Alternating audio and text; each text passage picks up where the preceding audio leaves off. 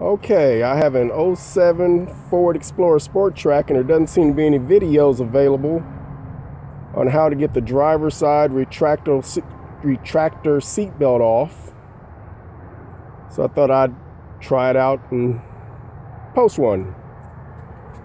First thing is, these seat belts are mounted to the seat, unlike most cars, are mounted to the frame.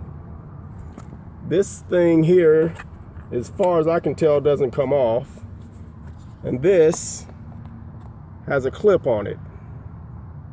You have to get that clip off, and you don't really have to take this whole thing off anyway, so I wouldn't worry about that.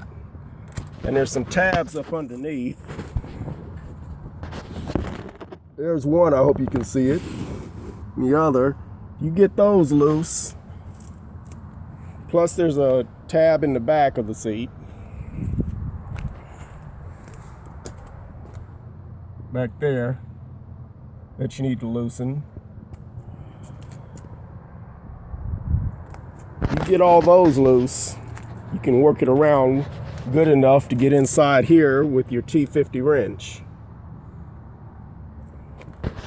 Getting this thing off is a pain in the ass.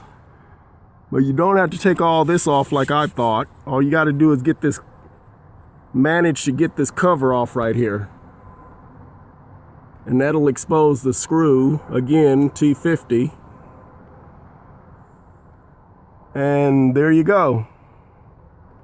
I'm thinking you can probably figure out the rest on your own. Thanks. Hope you can get yours off.